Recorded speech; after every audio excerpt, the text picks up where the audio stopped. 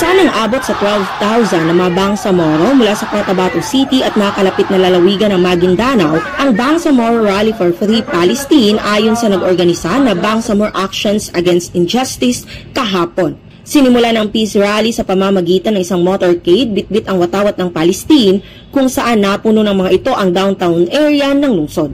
Ipininta naman ng mga kababaihan, kabataan at mga estudyante ang watawat ng Palestine sa kanilang mukha habang ang iba ay nagdikit ng sticker sa mukha upang ipakita ang kanilang pakikiisa sa Palestine. Emosyonal ang iba kung saan ilan sa mga ito ay napaiyak pa sa gitna ng seremonya.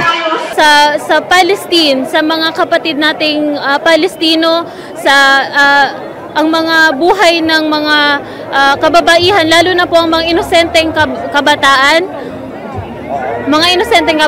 na pinapatay nang walang kaalam-alam kung bakit nga ba sila pinapatay. Ito pong pagpupulong po na ito pong rally na ito ay para maipakita po natin na ang mga katauhan po dito sa particular sa Bangsamoro Autonomous Region in Muslim Mindanao ay nakikiisa at nakikisimpatya po sa mga kaguluhan na nagaganap po sa Palestine. Ayon kay Ben Hussein ng Bangsamoro Actions Against Injustices, ang nasabing peace rally ay pagpapakita ng mga ito ng pakikiisa sa Palestine na kung saan ngayon ay libu-libong mga kabataan ang napaslang at libu-libo rin ang nasaktan dulot ng pambobomba at kakulangan sa pagkain.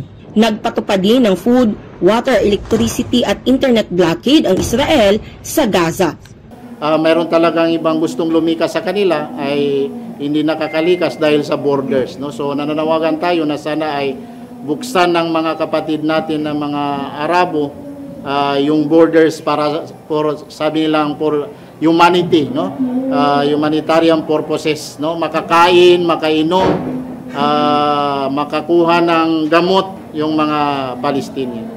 Umapila ang grupo na itigil na ng Israel ang ginagawang operasyong militar at nanawagan sa Amerika at Estados Unidos na manatiling neutral sa sigalot na nangyayari. Tinawag naman ng Bangsamoro leader Dato Midpantaw Midtimbang ang atensyon ng Estados Unidos na halata umanong pumapanig sa Israel at pakikisawsaw nito sa gulo.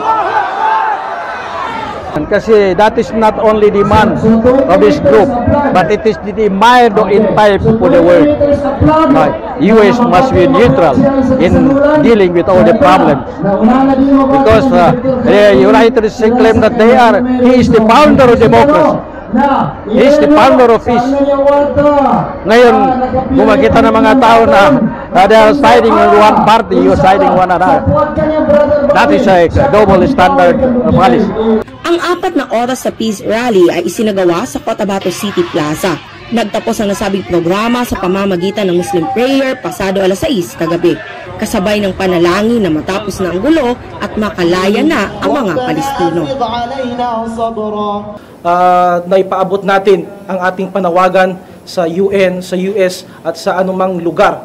At bilang spiritual responsibility natin as a Muslim, kabilang sa ating mga prayers, sa ating dua, ang ating mga kapatid na sa lalong madaling panahon ay maibsan ang kanilang mga nararanasang kahirapan ngayon. Nakatakda naman ang ground assault ng Israeli Armed Forces na target ang Hamas na nasa Gaza na nagpakana ng pag-atake sa southern Israel noong October 7, habang pinayuhang lumikas ang mga Palestino sa Gaza sa kanilang isasagawang major offensive. Mula sa Cotabato City kasama ang buong pwersa ng Kutang Bato News, ako si Crisbel May Lorenzo para sa Kutang Bato News.